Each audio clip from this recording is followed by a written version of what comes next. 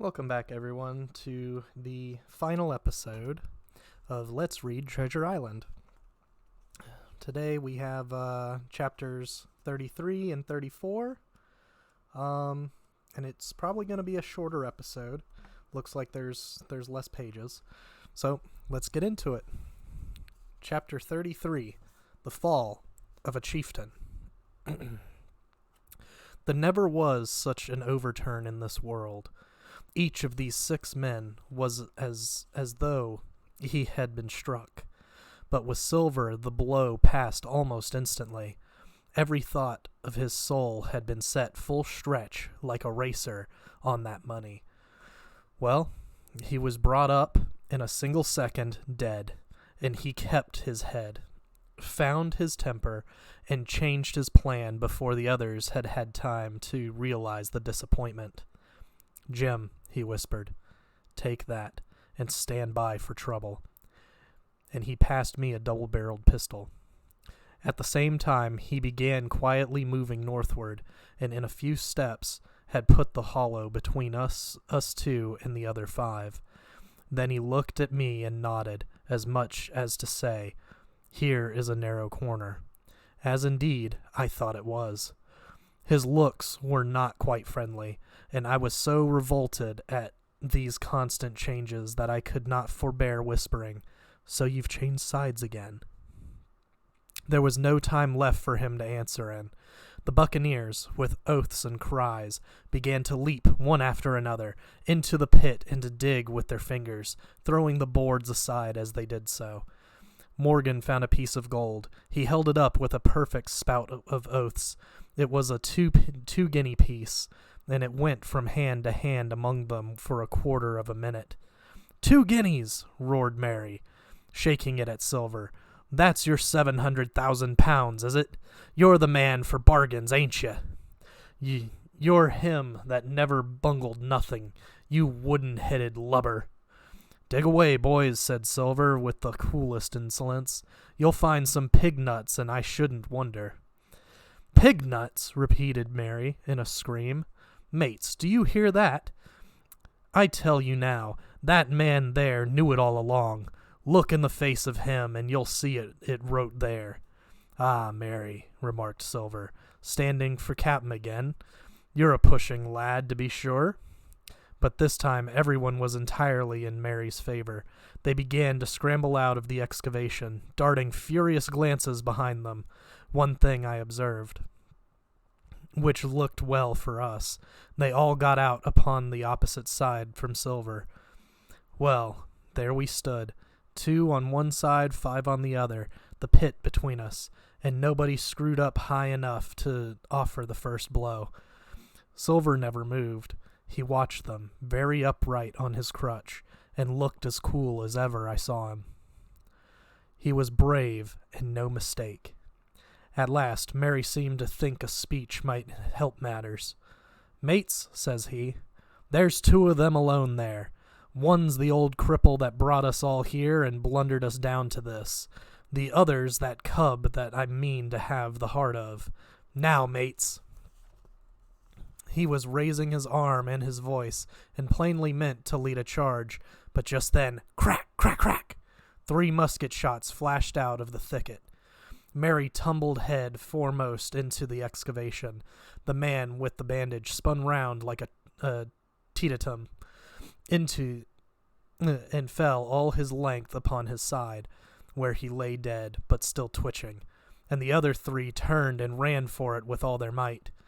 Before you could wink, Long John had fired 2 barrels of a pistol into the struggling Mary, and as the man rolled up his eyes at him in the last agony, "George," said he, "I reckon I settled you." At the same moment, the doctor, Gray, and Ben Gunn joined us, with smoking muskets from among the nutmeg trees. "Forward!" cried the doctor. "Double quick, my lads. We must head 'em off the boats." And we set off at a great pace, sometimes plunging through the bushes to the chest. I tell you, but Silver was anxious to keep up with us. The work that man went through, leaping on his crutch till the muscles of his chest were fit to burst, was work no sound man ever equaled, and so thinks the doctor.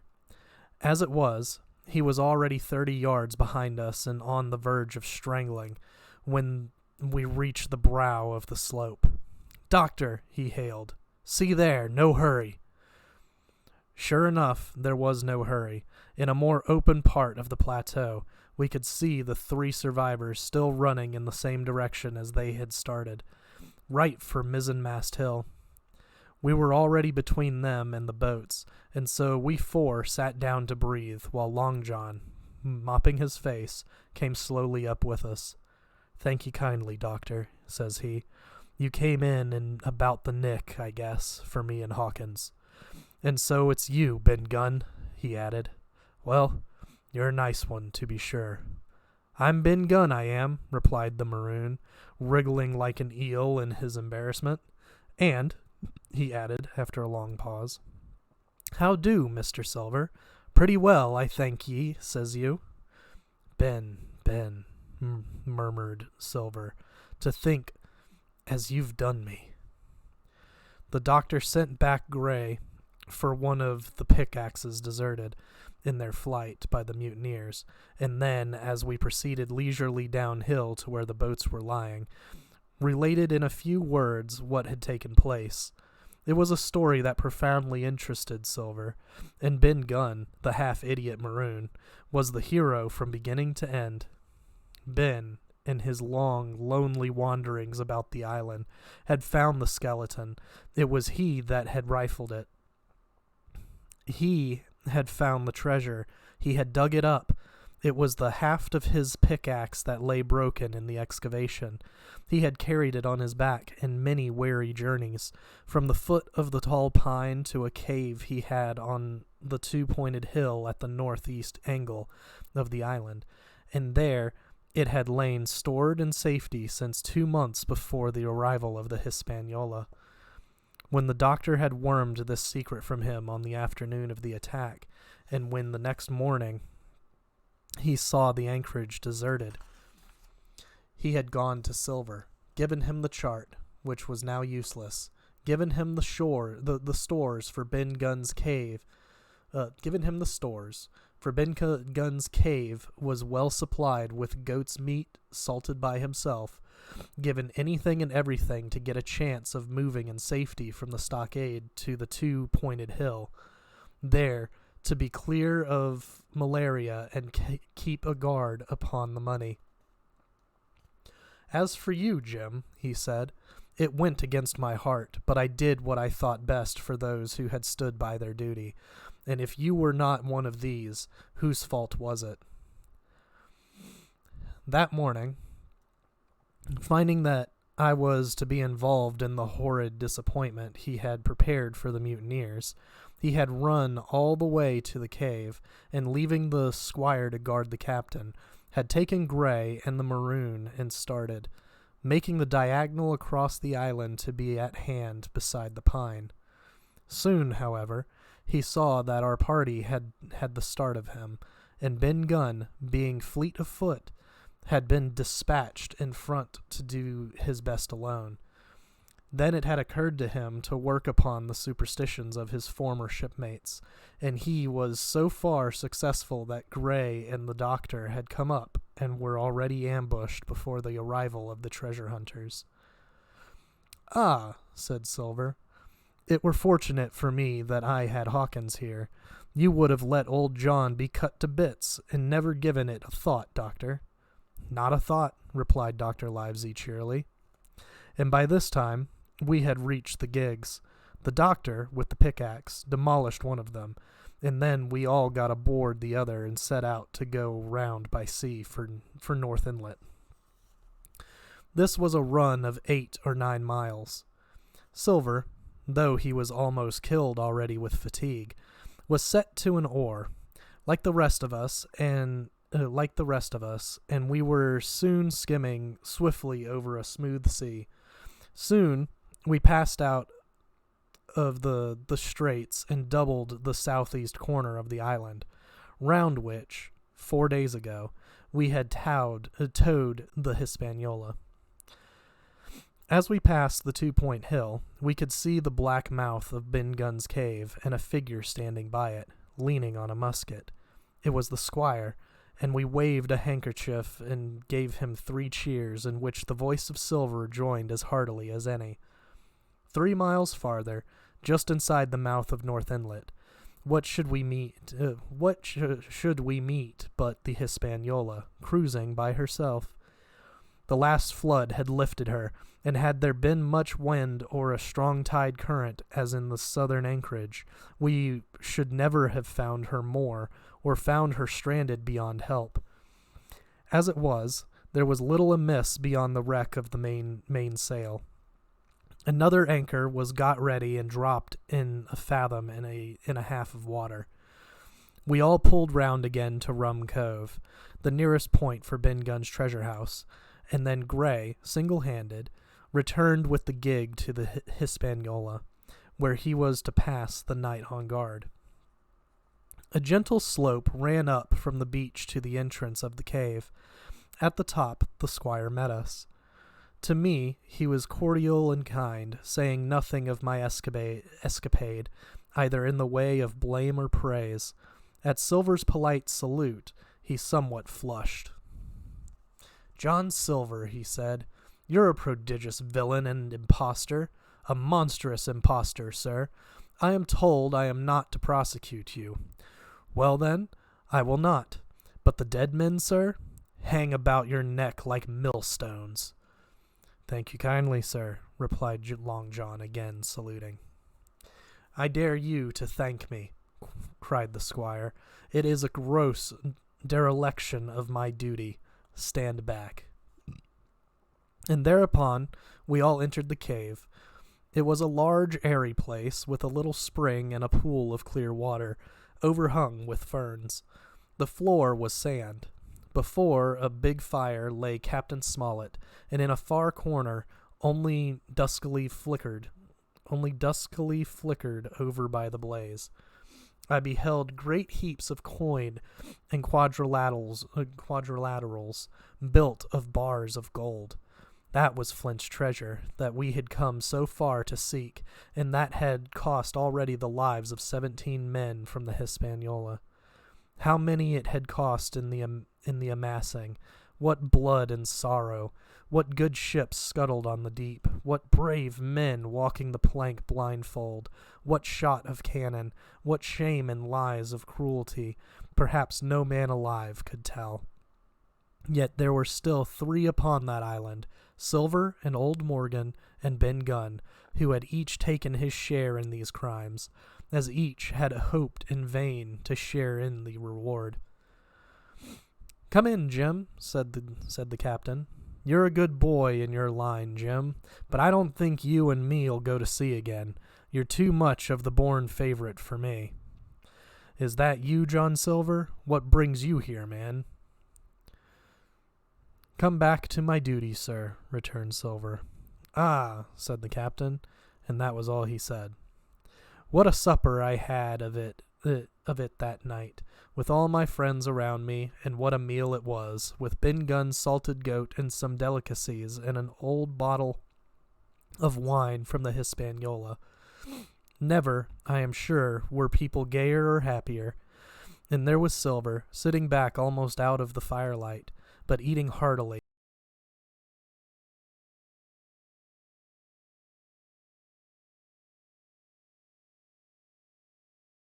Obsequious seaman of the voyage out.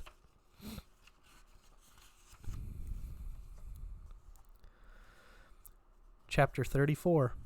And last. The next morning we fell early to work, for the transportation of this great mass of gold near a mile by land to the beach, and thence 3 miles by boat to the Hispaniola, was a considerable task for so small a number of workmen. The 3 fellows still aboard upon the island did not greatly trouble us. A single sentry on the shoulder of the hill was sufficient to ensure us against any sudden onslaught, and we thought, besides, they had had more than enough of fighting. Therefore, the work was pushed on briskly. Gray and Ben Gunn came and went with the boat, while the rest, during their absence, piled treasure on the beach. 2 of the bars, slung in a rope's end, made a good load for a grown man, one that he was glad to walk slowly with. For my part, as I was not much use at carrying, I was kept busy all day at the cave packing the minted money into bread bags. It was a strange collection, like Billy Bones's hoard, for the diversity of coinage, but so much larger and so much more varied than I think I never had more pleasure than in sorting them. English, French, Spanish, Portuguese, Georges and Louises, doubloons and double guineas, and Mordiours and sequins, the pictures of all the kings of Europe for the last 100 years, strange oriental pieces stamped with what looked like wisps of string or bits of spiderweb, round pieces and square pieces and pieces bored through the middle as if to wear them around your neck. Nearly every variety of money in the world must, I think, have found a place in that collection, and for number, I am sure, they were like autumn leaves, so that my back ached with stooping, and my fingers with sorting them out. Day after day this work went on, and by every evening a fortune had been stowed aboard, but there was another fortune waiting for the morrow, and all this time we heard nothing of the 3 surviving mutineers. At last, I think it was on the 3rd night, the doctor and I were strolling on the shoulder of the hill where it overlooks the lowlands of the isle, when, from out of the thick darkness below, the wind brought us a noise between shrieking and singing. It was only a snatch that reached our ears, followed by the former silence. "Heaven forgive them," said the doctor. "'Tis the mutineers." "All drunk, sir," struck in the voice of Silver from behind us.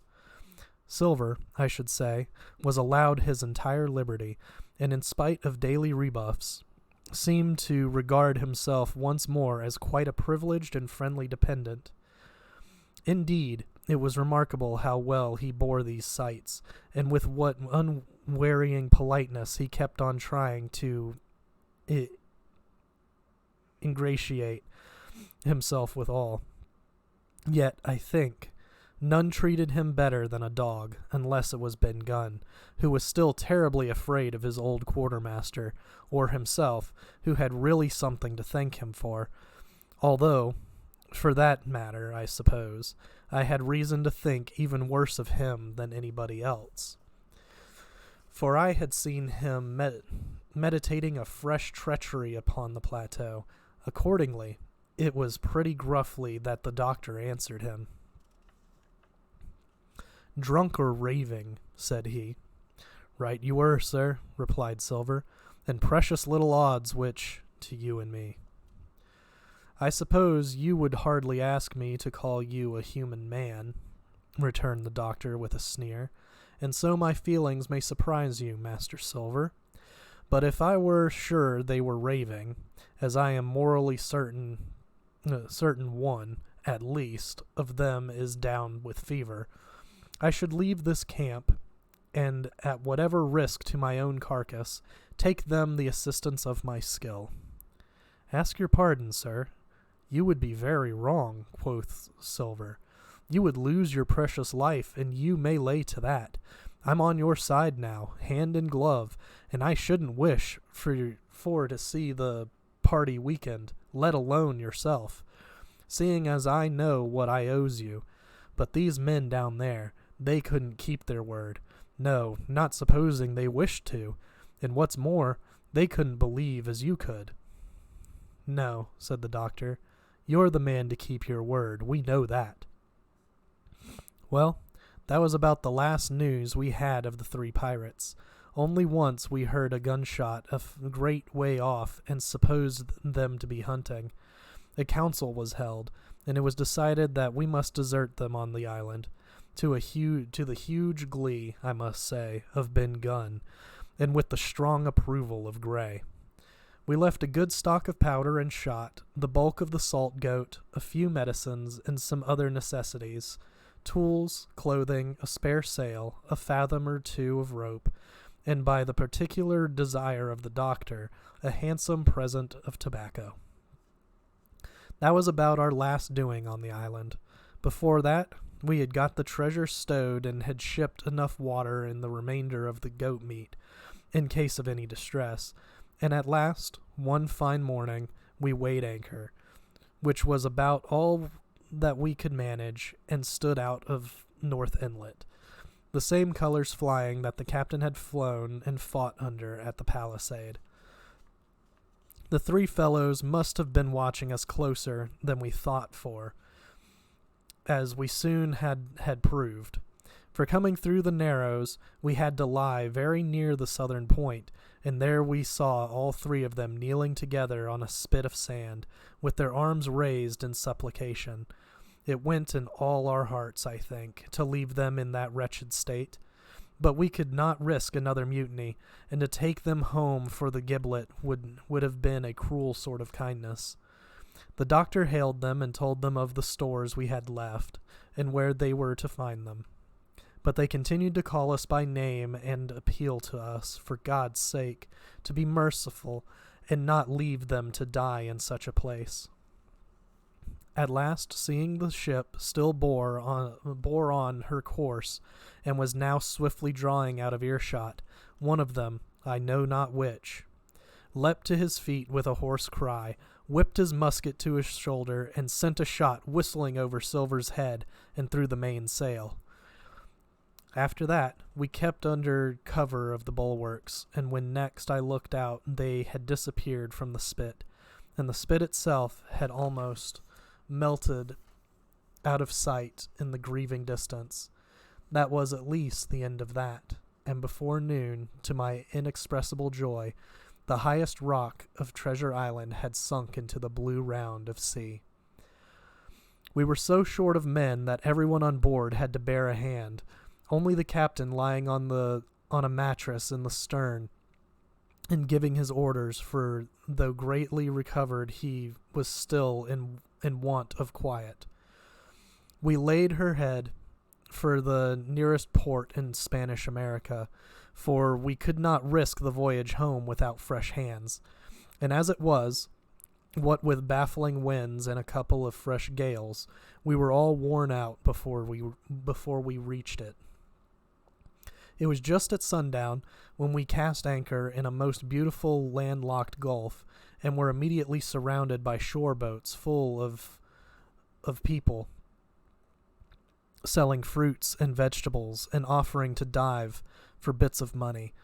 The sight of it, of so many good-humored faces, the taste of the tropical fruits, and above all the lights that began to shine in the town made a most charming contrast to our dark and bloody sojourn on the island. And the doctor and the squire, taking along with them, went ashore to pass the early part of the night. Here they met the captain of an English man-of-war, fell in talk with him, went on board his ship, and in short, had so agreeable a time that that day was breaking when we came alongside the Hispaniola. Ben Gunn was on deck alone, and as soon as we came on board he began, with wonderful contortions, to make us a confession. Silver was gone. The Maroon had connived at his escape in a shore boat some hours ago, and he now assured us he had only done so to preserve our lives, which would certainly have been forfeit if that man with the one leg had stayed aboard. But this was not all. The sea cook had not gone empty-handed. He had cut through the bulkhead unobserved and had removed one of the sacks of coin, worth perhaps 300 or 400 guineas, to help him on his further wanderings. I think we were all pleased to be so cheaply quit of him. Well, to make a long story short, we got a few hands on board, made a good cruise home, and the Hispaniola reached Bristol just as Mr. Blandley was beginning to think of fitting out her consort. 5 men only of those who had sailed returned with her. Drink and the devil had done for the rest. With a vengeance, although, to be sure, we were not quite in so bad a case as that other ship they sang about. With 1 man of her crew alive, what put to sea with 75? All of us had an ample share of the treasure and used it wisely or foolishly according to our natures. Captain Smollett is now retired from the sea. Gray not only saved his money, but being suddenly smit with the desires to rise, also studied his profession. And he is now mate and part owner of a fine full-rigged ship, married besides, and the father of a family.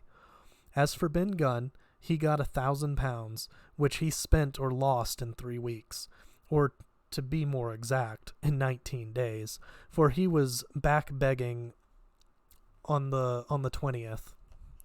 Then he was given a lodge to keep, exactly as he had feared upon the island, and he still lives a great favorite, though something of a butt with the country boys, and a notable singer in church on Sundays and saints' days.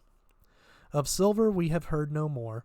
That formidable seafaring man with 1 leg has at last gone clean out of my life, but I dare say he met his old woman, and perhaps still lives in comfort with her and in Captain Flint.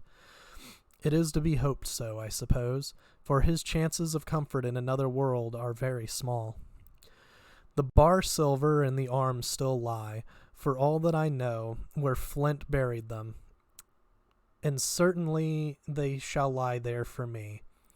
Oxen and wain ropes would not bring me back again to that accursed island, and the worst dreams that ever I have are when I hear the surf booming about its coasts, or start upright in bed with the sharp voice of Captain Flint still ringing in my ears. Pieces of 8! Pieces of 8!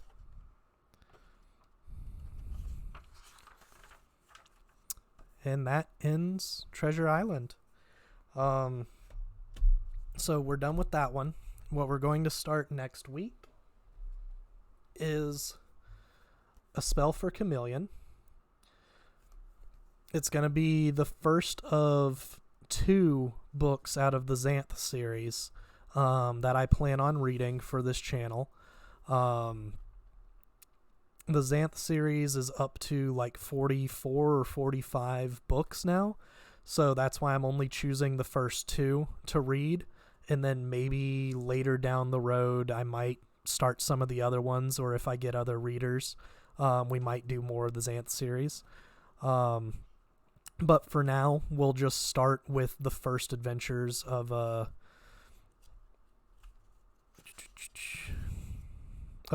Bink. And yeah, we'll see you guys next week with A Spell for Chameleon.